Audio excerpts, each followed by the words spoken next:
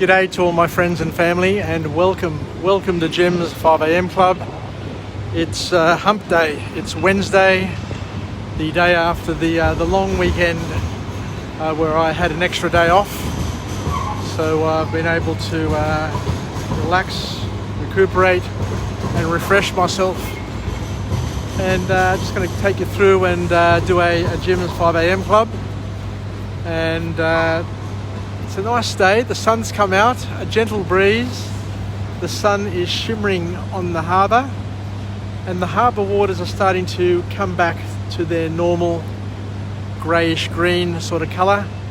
They've been brown over the past week or so because of all the rains that we've had over the previous couple of weeks.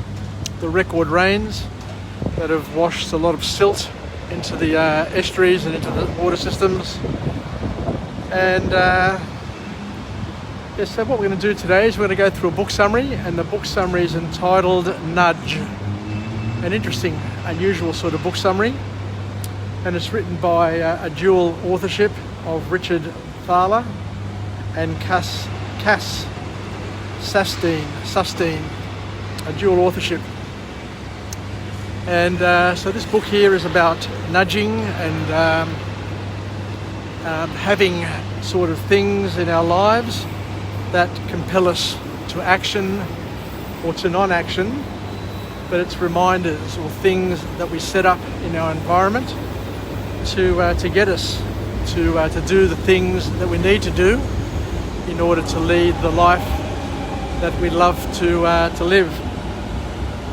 So for those who don't understand what a nudge is, I've got to admit to you, I didn't know what a nudge was before from a technical perspective.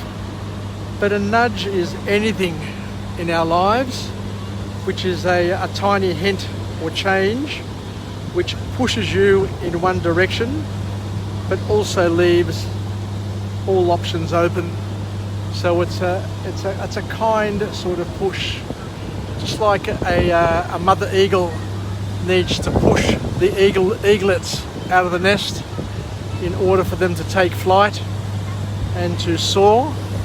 So too in each of our lives we need people around us, we need systems, we need reminders to do certain things in order to achieve the goals that we have set for ourselves.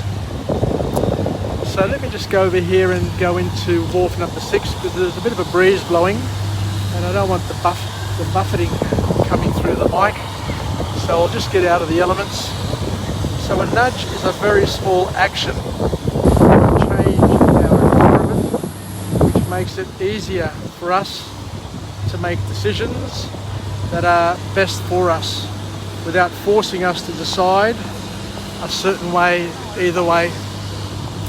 So they're predetermined, they're little rule sets that we've created that help us action and make quick decisions without having to think about it or to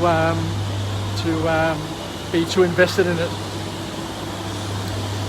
So we have examples of nudges happening all the time. Let me go the other direction because we've got a lot of noise there from that machinery.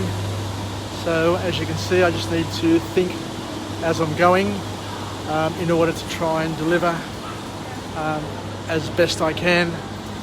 So the best examples of nudges happen in marketing. As you can see, the waters here at Sydney Harbour are now back to their normal greenish colour. So it looks like all of that brown water has been flushed out of the system. So it's a welcome change. But we're nudged all the time. We just don't know it.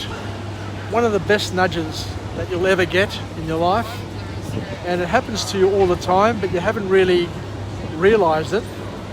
But the nudges we get are when we go to McDonald's, we place our order, and they keep on asking us, is there anything else? Is there anything else? Is there anything else? And every time they tell us, is there anything else? Subconsciously, something happens to us. The little person our little subconscious mind pops up and says, oh yes, I want an ice cream with that as well. Even though we had never planned to get an ice cream, that little nudge, that little invitation, that little cheeky invitation compels us to action and breaks through all of our other rules. It breaks through our self discipline and all of those things. And all of a sudden, you're there with an ice cream. You're there with a hamburger. And the last one of all, the best one of all, the most famous one of all, is would you like fries with that? So they're examples of nudges, and very, very clever nudges. So we all need to try and incorporate nudges into our everyday language. So when we're talking to people, that we're inviting them to action, we're inviting them to do things by just cute little additional questions that appear insignificant. They don't get us off. They don't get our noses out of joint. But you can get people to do things even though they weren't planning to do it in the first place. So we're being nudged every day, I guess the important point to know. But we can also use nudges in our lives to help us and to compel us and to keep us on track, to keep us on our diet, to keep us on our training regime, to keep us connected to our friends. What we can do is we can shape our environments by having diaries, by having reminders to enable us to incorporate these good nudges in our lives and to limit the bad nudges. So we can set up our environment is, I guess, the point that we're trying to make. That'll enable us to do the things that we need to do to get the awesome outcomes that we love. Another type of nudge is a default, and it happens to us all the time as well. You know how sometimes you sign up for a phone plan or something. Once you phone up, then you won't be nudged until you change your mind. So what will happen is you'll be on direct debit and you'll be stuck with this insurance plan, with this phone plan, or whatever else it is, until you decide to change. So sometimes it's good to tell your friends or tell people, just keep on doing what you're doing until I tell you to stop doing it. So they're default nudges, where you just give people free rein to engage you whenever they want to call you, to email you, and using that as a default so that you can keep the relationship humming along and you can keep engaged with the people around you. I guess a nudge that I do every day is my 5 a.m. club. Without people wanting it, all of a sudden I'll go live, it'll pop up on their phone and they can choose to listen to it or they can choose not to use it or listen to it. I guess Messenger, Instagram, Facebook with our stories and all of those things. What we're doing is we're nudging people, instead of waving at them, which is a bit corny. What you're doing is you're sending messages, or Facebook is activating those messages and sending it to people, depending on the algorithm, of course. There are some people who may never receive your nudges because they haven't shown interest in the past, and Facebook, with its artificial intelligence, has deemed that it's probably not a good idea to have you connected with certain people because there's no chemistry and there's no alignment there, I guess is probably one way of saying it.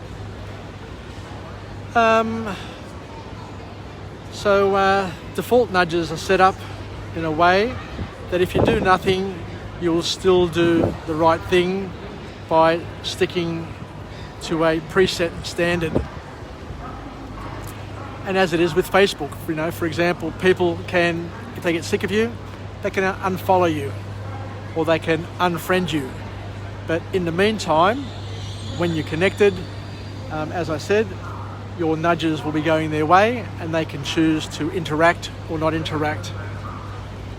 And the last point which comes out of this book is that you can have nudges happening at the environmental level, at the state level, at the national level, where states and other large institutions can use their nudging to improve society and countries as a whole.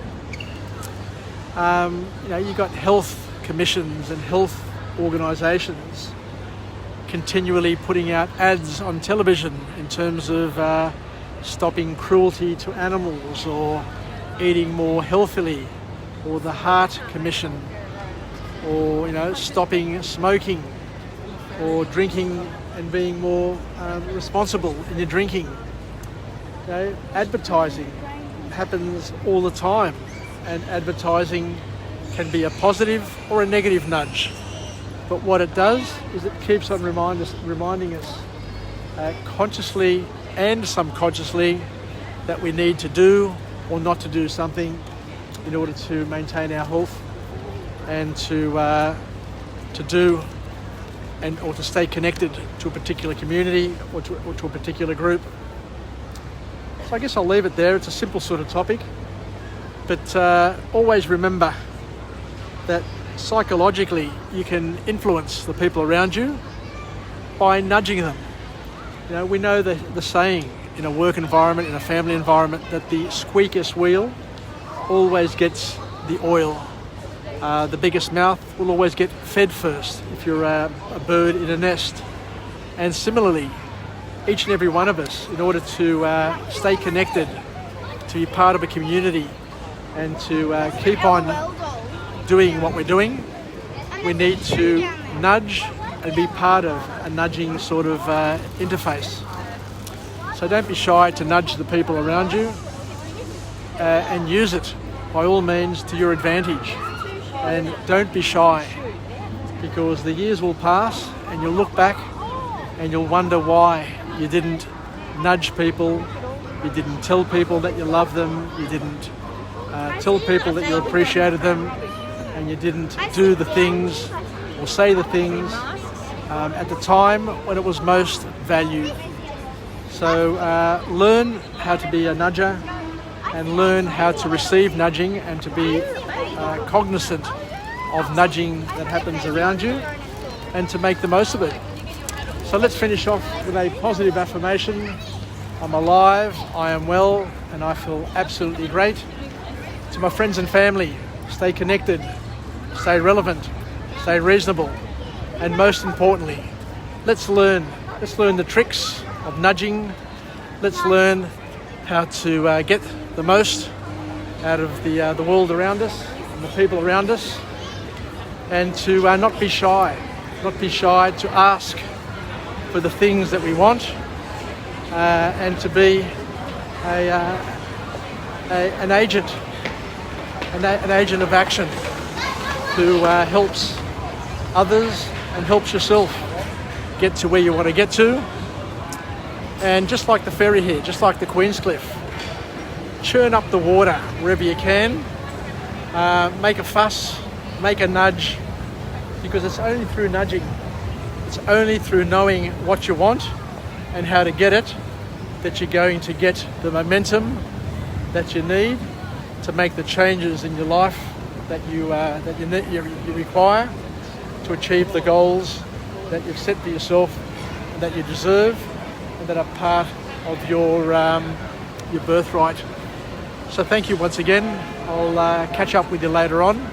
We will go through another book summary on Jim's 5am Club to see where it leads us, and wish you all the very best for the rest of this Wednesday, this hump day, and make the most of it. If you like, from Jim's 5am Club, and we'll chat again shortly. Bye for now.